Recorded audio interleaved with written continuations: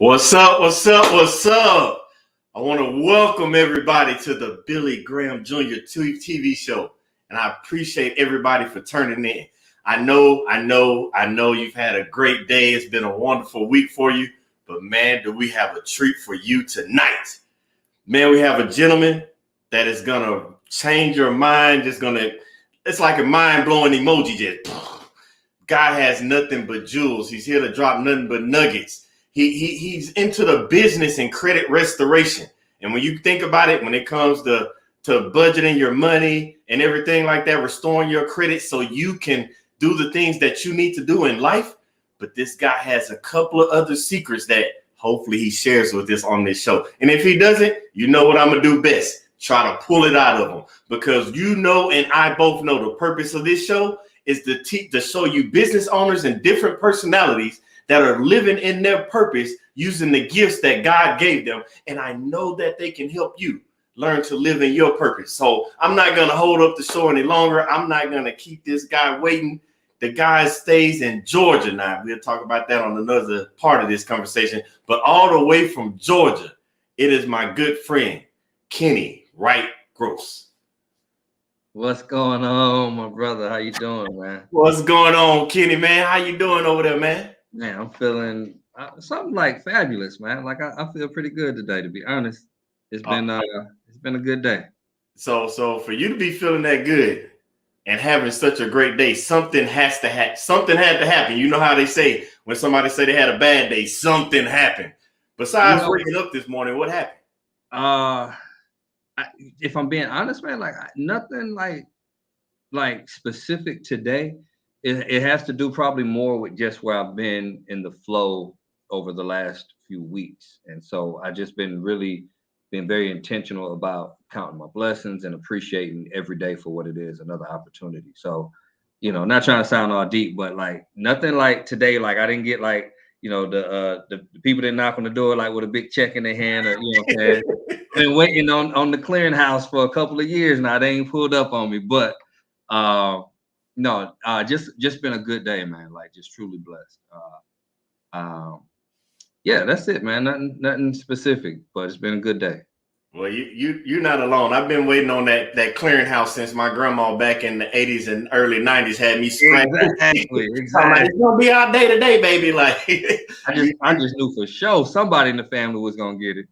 But you said you wasn't gonna get too deep, and I know the viewers out there aren't gonna accept that because they love to watch everybody get deep. So I want you to get deep. Yeah, I'm telling you, we gonna dive in, we gonna get real deep, because without even knowing it, you dropped the first nugget of the day about being intentional with your blessings. Listen, yeah. So you know what? Intentional. It's funny. I didn't even say that on purpose, but that has been my word here lately, man. Like, so that's funny that you said that. Like, everything intentional, man. Like everything on purpose with purpose, and I thought that was perfect. That's what the theme was. But that's where I've been, man. Like, I've spent too much of my life just kind of going with the flow, so to speak, and not really doing things with intention. And so now, because I always thought, like, because I'm a creative type, I always thought, I don't want to be, over structured and whatever. But it was an unlearn and relearn. Like I thought that the two couldn't coexist. I thought they were opposites, but they work so beautifully together. And so I'm enjoying the creative spontaneity of life, but I'm also enjoying what being intentional produces. So yeah, being intentionally thankful, being intentionally structured with the things that I want to accomplish. Yeah, man. So yeah, intention. Yeah, that's definitely my word, man. I'm gonna have to go get me a shovel because you digging deep already, and we ain't even. I know, and I'm loving it because you just told us that. Because I've never really said it on this show, and you just did, and I'm happy you did. A lot of people think that when you're living in your purpose and then you use the word God in the same sentence, that people automatically think, oh, that takes all the fun out of it. But you just told us right then that creative process that you have, how you can mesh being creative and having fun and enjoying life and being intentional about using the God-given purpose that you have to bring them together to align your life to go in the same direction. And you're speaking of that creativity, because we got Mama Made It, my girl Goldie on the line. She's one of those creative ones that, man, and she said you hit the nail on the head. And I have to agree with her. You hit it on the head. And when you're talking about being creative and intentional, obviously that did something for not just your life, but the dynamics for your family. So what did you do creative and intentionally that brought something together that started a business? I think it is you were telling me about. How did that creativity and intentionality come together to start your business? Oh, wow. Don't worry, I got my shovel still. All right. So, man, the WG brand, right? That's the last name, right? Gross. But God, actually, it's crazy, bro. Like when I was going back to my phone, I started working on a logo concept, like it's like maybe 4 years ago for the WG brand. The logo looks way different, but the concept was planted. I didn't really even know what it was going to look like. I had no idea. I was like, what? It just came to me. But it just had to do with, man, how do you, it's layers to it. So give them all to us. But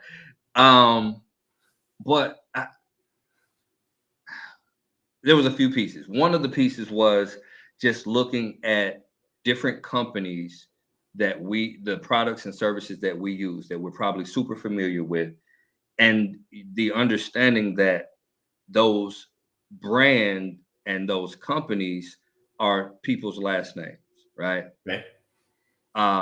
We use them as words, as brands, as phrases, as whatever, but it was just someone's last name that they put on a product or service. And basically God was just saying, why don't you do the same thing? And then he took me, like I said, it got deeper. So he took me to, like, for example, in the scripture, it says the God of Abraham, right? Yeah. People were able to even recognize the creator by the person that they were engaging with, right? And there was a connection, an association. So your name is very significant. The God of Abraham, the God of Isaac, the God of Jacob, the God of David, the God, on and on and on and on, whatever. So your name and your name brand has always been relevant since way back. And I was just like, okay, God, like that was heavy. Like, I don't know what to do with that. But not just for the sake of you, but for the sake of the generations, that come from you. And so I was like, okay, that's heavy. And so I was like, okay, I definitely don't want to just ignore that. But I was like, I don't know what to do with that. And then from there, just more and more things started, more and more business meetings and presentations started coming. And I just was like, okay, I think I get it. I was like, I think I get it. It was starting to, become more and more clear. Fast forward to this year, where after being involved in different business ventures, and also feeling like I had to separate those things, right? So that was another piece that was a struggle. It's like, okay, like I mentioned, being creative. So I make music. Well, how does music go with coaching, or how does music go with finances? How does So it was just like, okay, but the WG brand is all that I am, all that God has put inside of me. For a lot of my life, I felt like I had to pick a thing to be my, this one thing is my thing. But it doesn't have to be one thing as a thing. It's you. You are the brand. Everything that you are, every gift that you have. We look at like a Bo Jackson or Deion Sanders or whatever. They're anomalies because they were able to be successful in what seemed like impossible contrasting arenas. So if you're a football player, you can't be a good baseball player. Well, that's not true. If you know what I mean? Like, anyway, you get the gist of it.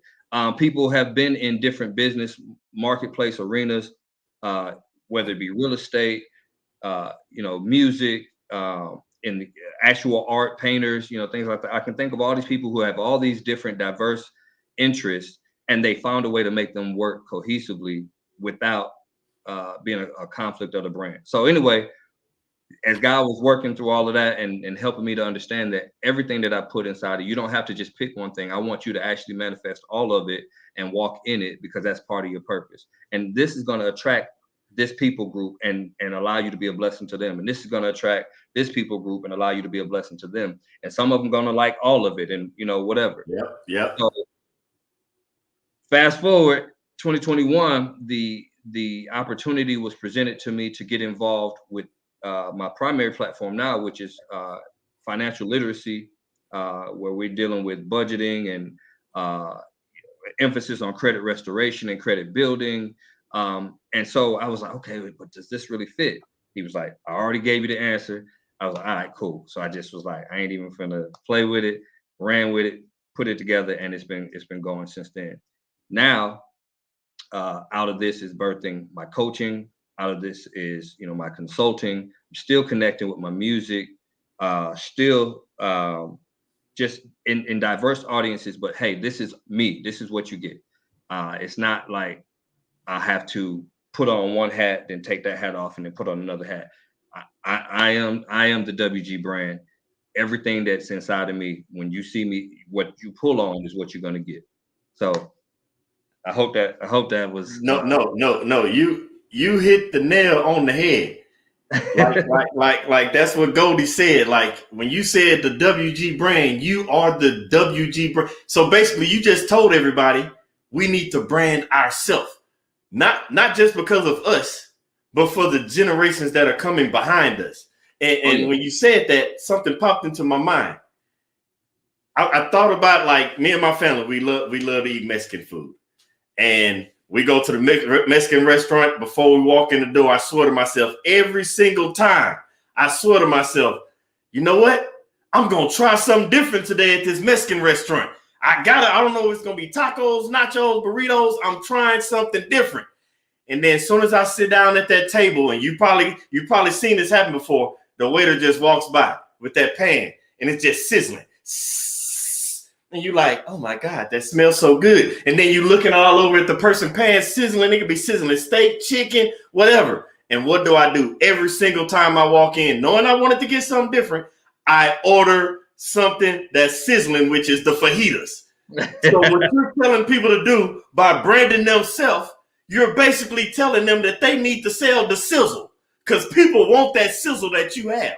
Only you can sizzle like you sizzle. Nobody else can. And so that popped in my mind. I'm like, man, that's it. That's exactly what it is. Because you just said you had the credit restoration, which I'm gonna get onto that in just a second. You said about the music side of things, like you had the coaching side of things, like they all three are different avenues, but by you being the brand, you're selling your sizzle in each one. And when people come into contact with you, they know I want the WG brand. And then it's going to build for the generations behind.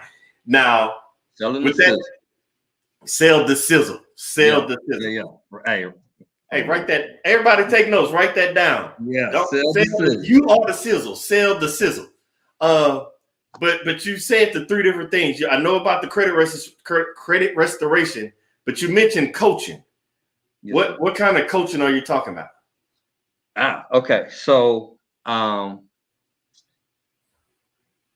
again, long story short. So years and years ago, which we kind of touched on that. I don't know if I want to go in there yet, because you know, like, you know. Hold on, I still got my shovel though. Yeah. I got you. So I've always been in positions where people come to me, which I value. Like I don't say that in any type of like arrogant way, but people come to me for advice or for, you know, counsel, and sometimes it's something small, sometimes it's something, you know, life-changing, and I've just been gifted with a certain level of wisdom that has been able to speak to their situation. That has taken me on the journey where I've been a counselor. I've been a youth pastor. I've been just even in certain job situations where I was like the mediator. But all of that under one umbrella was just, I, I guess it all fell together with coaching. So and that what that I guess essentially comes down to is speaking to people's purpose, right? Whatever Okay. situation that they're dealing with, um, that's really the answer. So whether it's with a husband and a wife, Mm-hmm. um, where and they're having conflict. Okay, well, what is your individual purpose, and then what is your purpose together? What is the purpose of this marriage? And I can Yep. speak and advise and kind of just, and I like coach better than some of the other terms which can apply, but I'm just going to give you the plays, but you got to get out there on the field and execute the play. You know what I mean? Like, uh, and that's kind Hold on. You just said something. I of can't let you go by this because you just said I give you the plays. I want people to understand when you're operating in your purpose, you have a playbook. God gives you a playbook. Nobody in their purpose. I don't care what you do in life. Nobody says I'm going on vacation and just walks out the door, get in the car and drive. They make some kind of plan. We're going to stop and get gas here. We got to pack for this type of weather. You have some kind of plan. And when you're in a purpose, you have a plan, you have a playbook, a blueprint, you have something. yeah. And when you have that, the people that you're helping, you're giving the playbook to them. That's your gift. Your gift is the playbook. You're giving it to them, and they're going out on the field, operating in their purpose, whether it be football field, quarterback, wide receiver, running back. Everybody has a position, and Yeah. you're using your playbook to help people go out into the world, the field, and use their gifts to operate in their purpose. So when you hear coach, don't just think, oh, I'm a life coach, a purpose coach. Or when you hear teacher, I'm just not a math teacher or science teacher. When you hear these different people operating in their purpose, they're using their playbook, their blueprint, their plan to help you go out into the field of life, the world, and operate in your purpose. I'm sorry, go ahead, keep going. You just said that, and I couldn't let you go by that. Yeah, that was solid. And I had to kind of, I don't say wrestle with that, but I definitely had to settle that because there's sometimes an assumption like, oh, you must have your life together and have it figured out. And it's like, yeah, on some things, but not like, I ain't swinging, I ain't batting 100 or batting 1,000, as they say. But there's some things that I've been able to figure out to a degree that is valuable to share with someone else. And so when I can speak into that situation based on experience or based on observation or whatever, I mean, I'm overjoyed to be able to speak into someone's life and see them be successful, see them get the victory, see them win. And so that's another part of the WG brand is, and you'll see my hashtag everywhere is winning guaranteed, right? It's like, well, winning guaranteed. Winning guaranteed, because it's never really a loss. It's just when you learn, it's still a win. You know what I mean? As long as it's about perspective, about mindset, how you view the situation, how you view the outcome. If you view it that every opportunity is still a win, then you know what I'm saying, then winning is guaranteed. And so that's part of the brand as well. You know what I'm saying? So just throwing that out there. But speaking to people in a way that helps them to see that that view. It's not always, oh, I lost, or it was a failure, or it was a missed opportunity or whatever. It's how do I see the win in it? How do I still see the victory in it? My friend, my good mentor and friend Jamal Payne helps me with that because there are times when I still get frustrated with different situations, and like I said, this is just again a testament to not the perfection of it, but still my belief system, my mindset is still. Once I settle down and get out my feelings, I'm still looking for the win, right? And so I love that, man. And so when that came to me, that was an additional blessing as well. So just helping people see the win, and then how does this get me back on track or focused closer to fulfilling my purpose? How does this get me closer to the goal, closer to the finish? Boom. What is the purpose of this struggle, this trial, this experience that I can actually use and apply? So yeah, man. That's yeah. Wow. I'm gonna have to I'm gonna use that hashtag winning guarantee. Hey, winning guaranteed. Come on with it. Because you said you don't bat 1,000, but what you just said knocked it out the park. We said there are no losses, they're just lessons. And there aren't failures, because failures, yeah, they put you in your feelings. But I'm here to tell you, Kenny just told you in so many words, it's facts over feelings. And the honest truth behind all this is when you hit a road bump, it's not a failure, it's not a loss.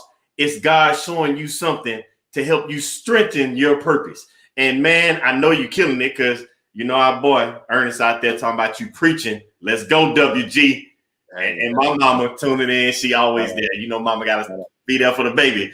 Talking about operating in your purpose, and that is good.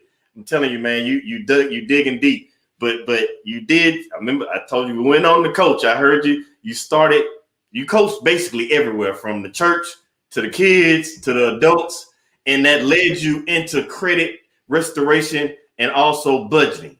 So it makes me wonder. How did that coaching transfer over to that? I know you're still coaching. You can't turn that hat off. But how did that turn over where you added a second hat of that? Okay. So it was actually 2 layers to it. Again, everything with layers, right? One, so there was a stage in my life where I kind of felt like I was making some good choices, and you know things were going well, and then I hit a road bump that I was like, oh, I don't like that there. You know what I'm saying? I don't like that. And so from that, there were things that were affecting my life in the area of finances. Okay. And so I remember having a credit score that was like phenomenal, and getting 0% here and there, and like things was like, oh yeah, I can do this. But in truth, if I'm being a whole 100% honest, it wasn't because I was like super financially literate. It was more so like I made some decent choices and just didn't mess it up, right? Yeah. So if I'm being honest, but now that I had to rebuild it and get back on track, I didn't really have the knowledge base for it. I did not know how to do it intentionally. I didn't know how to build it on purpose, right? And so I was just like out here grasping, just trying to figure some things out. And you get different information from different people, and sometimes you're looking at their life like, I don't know if I want to, I take that into consideration, but so last year, 2020 hit, and when I thought I was going to get back on track, things got worse. For everybody. Yeah.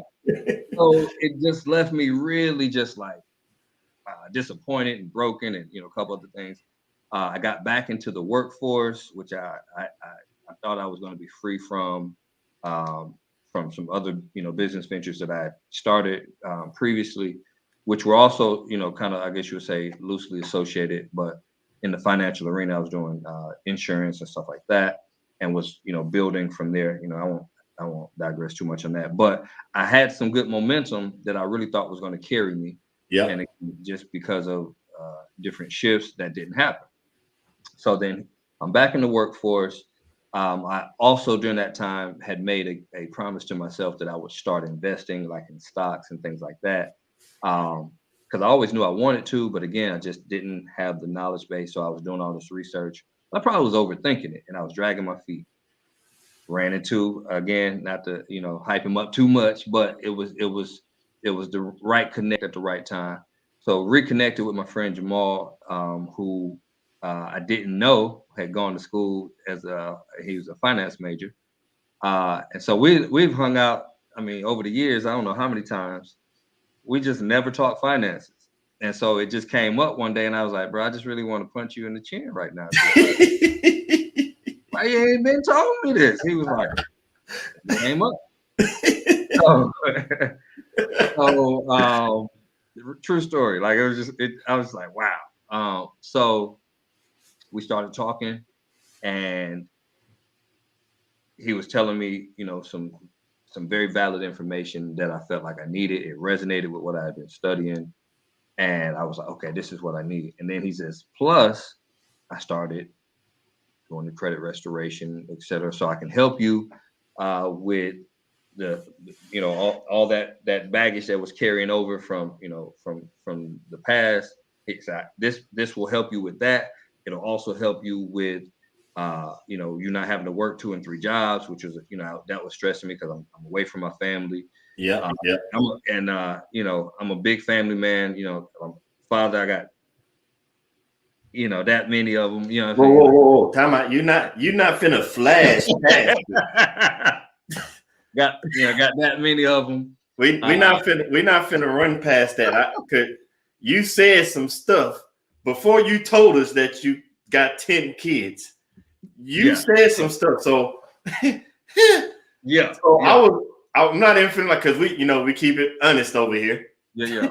When you said you had to, because COVID, let's be honest, that was one, I think that pandemic didn't just knock you back, it knocked the world back.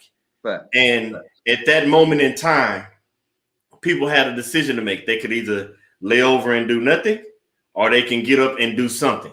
And you hit on something when you said about procrastination and dragging your feet. Because I will tell you, one of the most disrespectful things you can do to God is be procrastinator. Now, I'm not saying you can't take breaks and you can't go on vacations. I'm not saying that. When you're procrastinating and living in the purpose that he has designed for you, you're basically being disrespectful to him.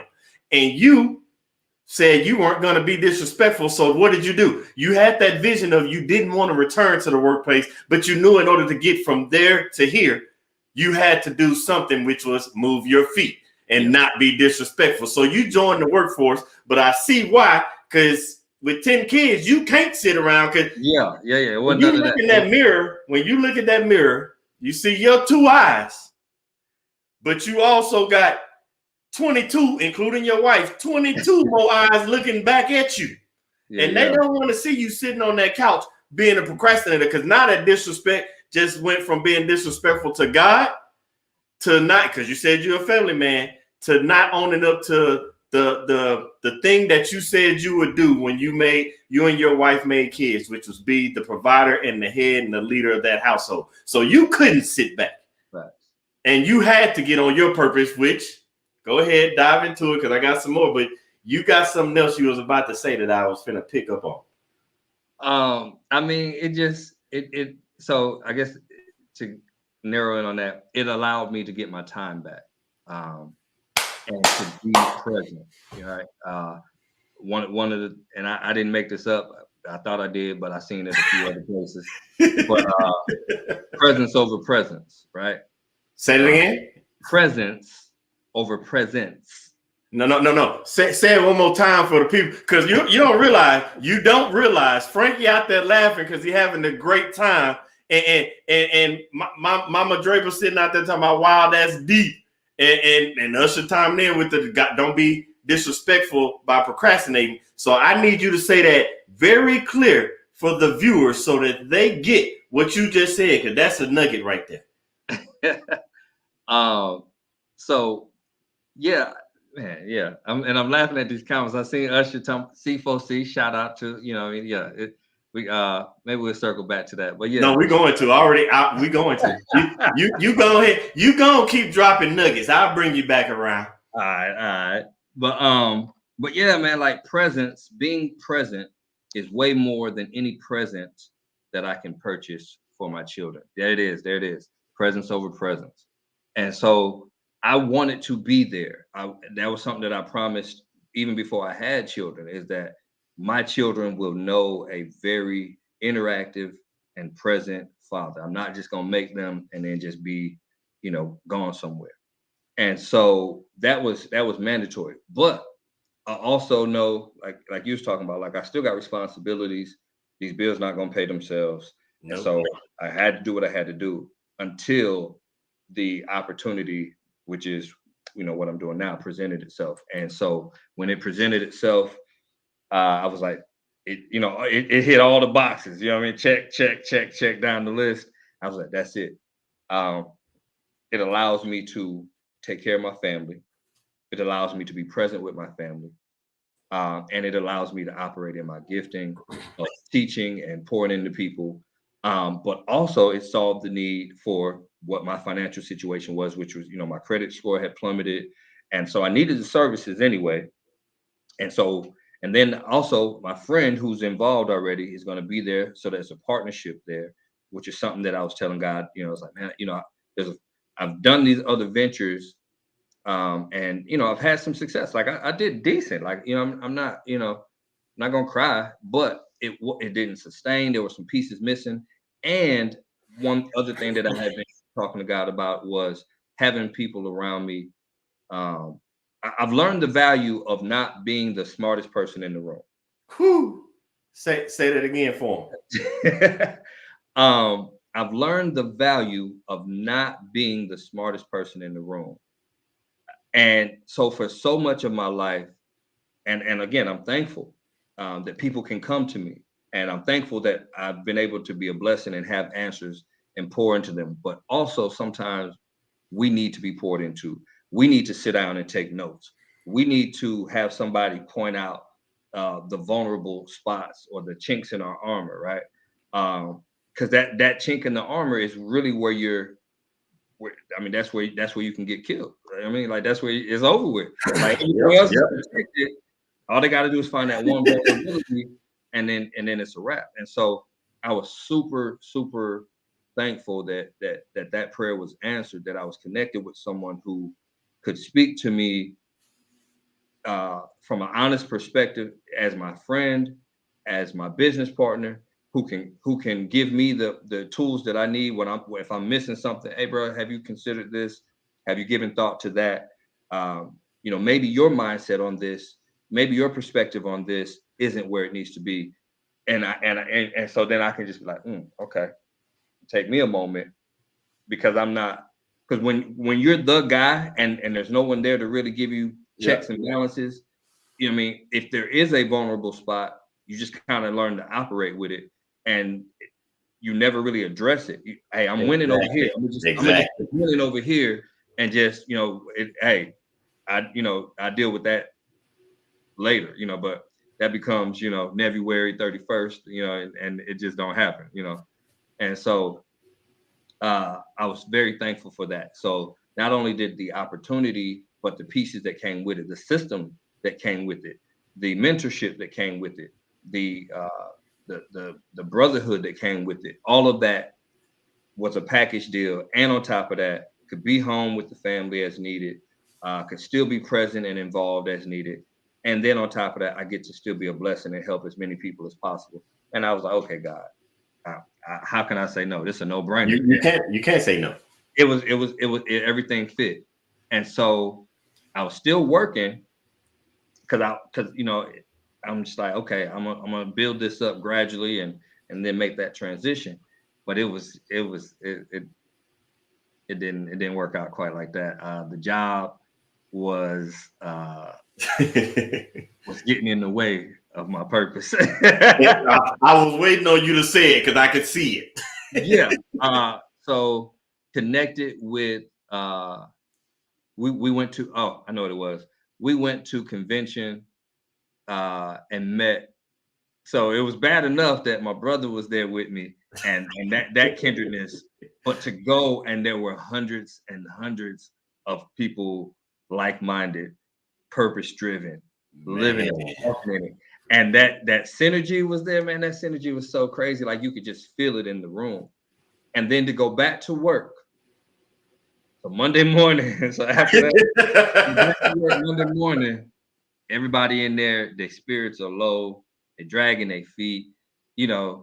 I come in, I'm up here like, yeah. And I'm like, man, what you gonna do with this and your life? And what's your plans? What's your goals? I'm just trying to make it to lunch, bro. Okay. I'm just here for my 9 to 5. I'm going home and cook dinner and sit on the couch and watch TV. That's it. What you gonna do? What you gonna do after that?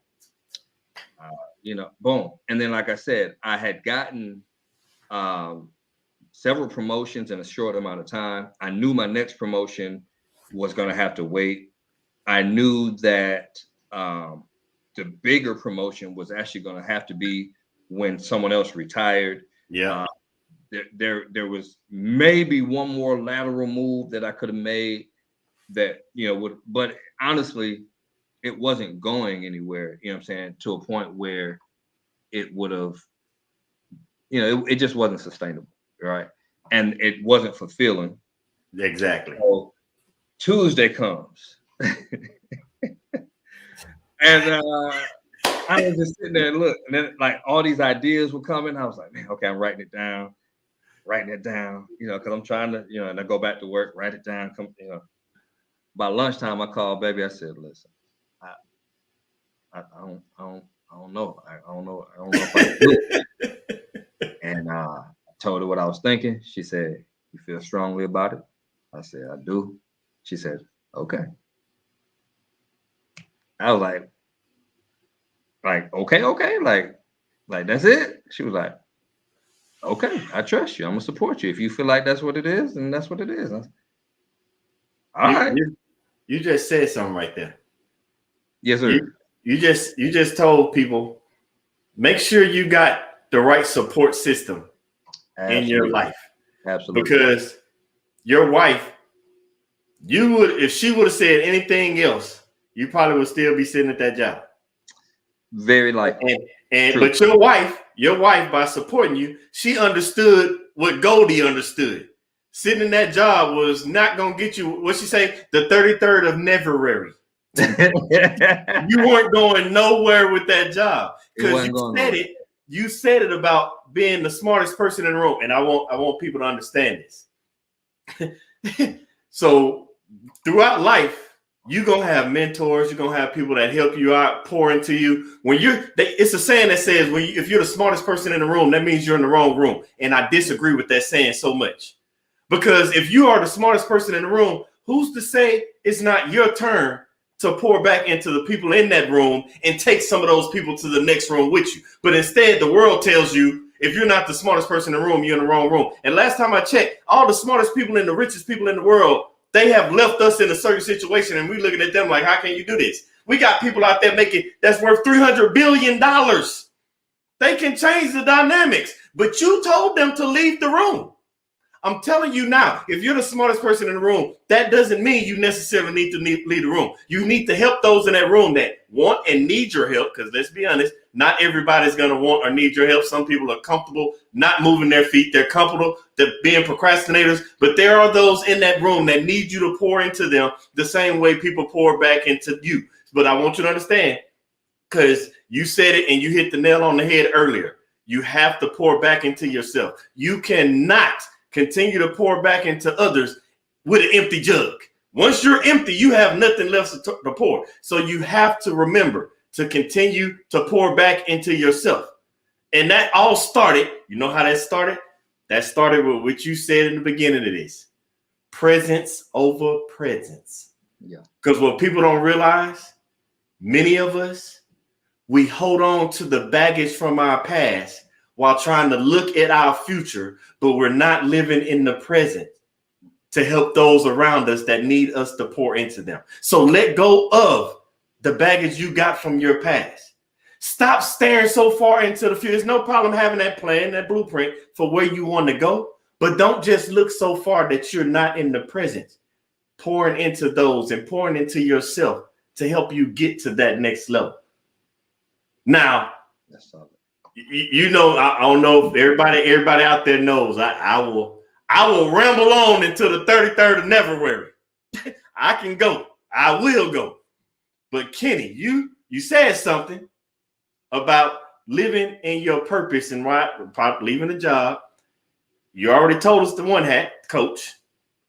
You left that job, wife. Hey, your support system said they had your back. And tell your whole wife, you got a wife and 10 kids. So tell your football team, I said, thank you for supporting you, because they need people like you out in the world to live in your purpose. And so you put on that hat of now all of a sudden credit restoration because of what you went through. But Ernest kind of let it sneak out on you when he chimed in on the comments. And you said it earlier. And when you said it the first time, I was gonna ask you, like, hey man, can it go ahead and bust a rap for me? Bust out singing or something, because you brought up the music. And we're not gonna let, because you said you started in the church, so I can imagine what kind of music you grew up listening to. I can imagine when you said coaching in the church, the same way when you went to that conference and came back and you looked at those people and you was like, what you gonna do with yourself? What you got next? And you like, they just go home and do nothing. So I know when you go home at the end of the day, you just can't do nothing. You coach people throughout the day. You got critical restoration throughout the day. Wonder what happens with the music. So now I'm curious to know how you touching people's soul through melody. And I'm talking about melodies from heaven. Yeah. Right. Don't get me going. We'll start having church. Go ahead. I want to hear about the music side, man. So with the music side, oh man, where do I start? So music started, I mean, I was young, super young. I think I started writing when I was 10. There's more so like poetry and stuff like that. And then my brother, shout out to my big brother, he found some of my writing, and he was like, bro, you're actually talented. And I was like, well, thank you. You know, I really didn't know, if I'm being honest, you know. And then so he was a rapper. He was into Tupac. So of course I got into Tupac. Who wasn't into Tupac? Yeah, you know what I'm saying? So my mama would only let me listen to, you know, certain songs, you know, during my Hold on, I'm sorry, I gotta laugh because my mama is on here, and we used to go at it. Please let me listen to it. Your mama and my mama must be friends, sisters, something, yes. Sisters in Christ or something, because I could not listen. Go ahead. She was okay with like Dear Mama and Keep Your Head Up. But when she heard some of the other stuff, she said, that ain't the same boy on that song. But you know, but the influence was there nonetheless. Like his passion, his ability to capture and narrate the world around him was like super, super inspirational to me. Long story short, by the time I was 15, I had started my own group. This was in Green Bay, Wisconsin. You know, shout out to I had to throw that in there. You know, Green Bay. You know, we're gonna skip that. We're gonna edit that part. No, don't edit that. Don't edit that. But so we had started a group. Thought that was gonna be a thing. Fast forward to just keep that short. That didn't go where I thought it was gonna go. And then I get introduced to someone named Jesus, and even though I was in the church, it was just an activity until that point in my life, and then it became real to me. My faith became real. Went from the faith of my grandparents to my own faith, and I, at the time, didn't really have a framework or a point of reference to mix my rap with my faith. So I thought they didn't go together. And then so fast forward years later, and basically God was like, who told you that? And I was just sitting there looking real goofy because somebody asked me like, how come you don't do music no more? And I was like, oh, I got saved. I can't really do that no more. And it was like, And then who told you that? And I was like, that's a good question. I don't know where I got that from. Like, that was obviously before you heard of people like Lecrae or anything like that. Lecrae wasn't out. Yeah, we had best we had was Toby Mac with DC Talk, and then we had Gospel Gangsters. Yep. And then that was kind of it back then. It was. And Gospel Gangsters was really kind of only accepted on the strength of Kirk Franklin, and Kirk Franklin was tiptoeing, and folks was he still is tiptoeing. Yeah, they weren't sure how they felt about Kirk. But there definitely was not a culture. Fast forward, then you got like doggone Cross Movement, killing it with Cross Movement. you had a Fanatic and Ambassador and all of them cats, Yep. and then they introduced The Truth, and then they introduced Lecrae, and it was a wrap by then. That's Lecrae killed it for me. Yeah, he threw the grenade. It was a wrap. And so that's around the time when, you know, I felt like God was dealing with me on that. I ended up forming a group, Catalyst for Christ. That's what Mr. Ernest was over there talking about. Matter of fact, I should have had that shirt, that picture ready, because we had the whole I am a catalyst, join the movement, which was about and being a catalyst is really still part of my DNA. And so it's about, if you know what a catalyst is, it's a trigger agent. Yep. It's what causes the reaction. And so it's what changes something to the next phase of it or next stage. And so that's basically been the essence of everything.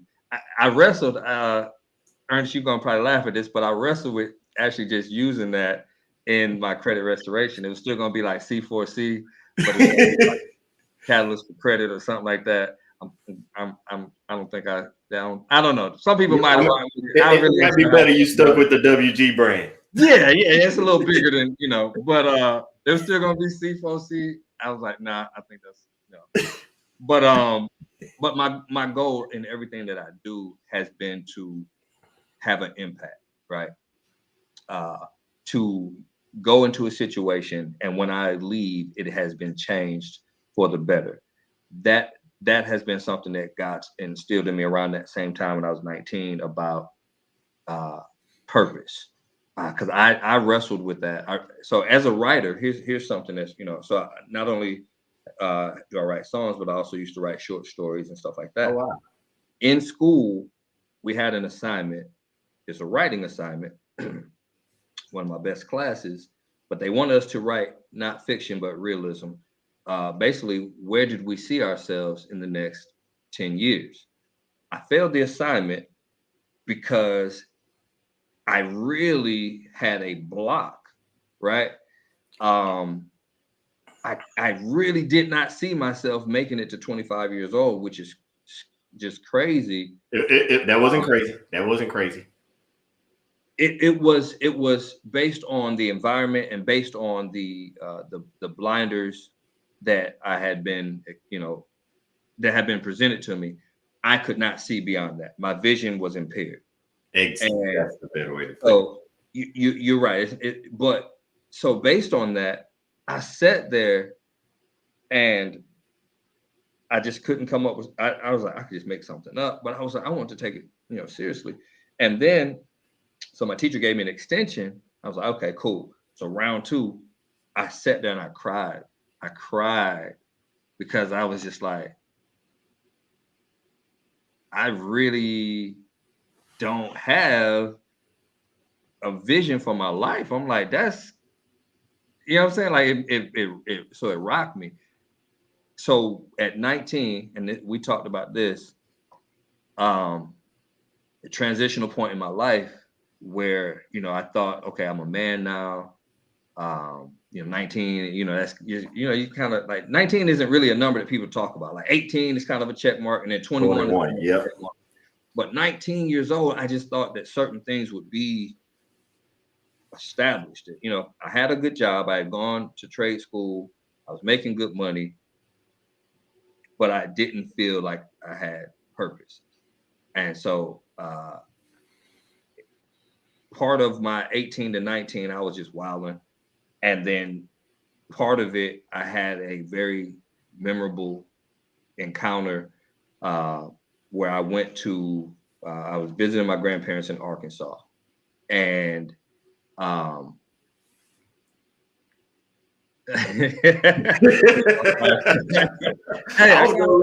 was coming back to it. Go ahead. Hey, it's better than Green Bay. Listen, that was a good timing because I don't want to. Listen, one thing I promise, I'm not gonna cry on camera or none of that type of stuff. I said, nah, it's too early in my career. I can't let people see me with the ugly cry and all that stuff. So, but there was a real emotional experience, man. I'm visiting my grandparents, and I'm sitting there. The preacher was talking about how you know, we got to take care of our youth, the children are our future, one of those type of messages. And so he's like, I want all the men to come up here and pray for our youth, pray for our children. And in that exact moment, I'm saying to myself, do I go up there with the men or do I go up there with the children? The preacher points at me directly, says, God said to tell you to come up here with the men. And I was just like, I mean, you can't get, I mean, can't get much. Okay. Okay. That's how let me get on up here and, Yep. So I go up there, still kind of conflicted. 3 kids in front of me. I lay hands on the first kid. And like I was telling you, like I saw, I mean, as vivid as I could, just like as if it was in a room with a projector, I saw reels of their life playing in front of me. Wow. And it was just like Wow. I had never, you know what I mean? I was just like, okay, I was like, okay. Second child, same thing. And it was intense. I won't get into that, but it was like heavy stuff. Third child, and I'm crying. It's a wrap. And by then my grandma comes up, she sees me like just breaking or whatever. She hugs me. And I was just like, okay. So I'm on the floor just crying and stuff. And in that moment, basically, that's where God was talking to me about the same struggles that I had about purpose and about not knowing my future and about not knowing why I was here and the value of who I am.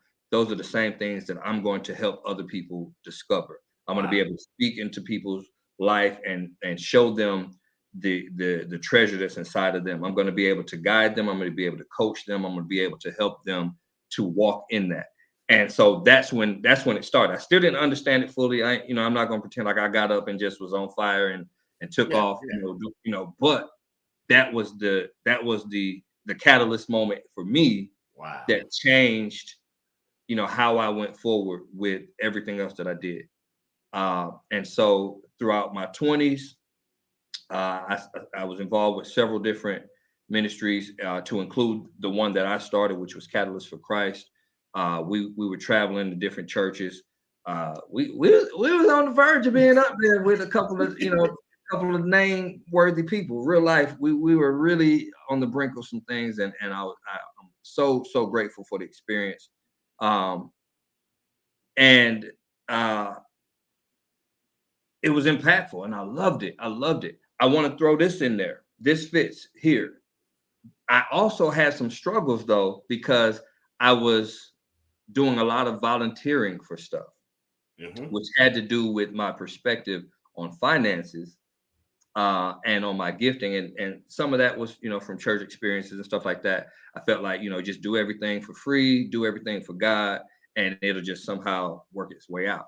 That was quite irresponsible in retrospect.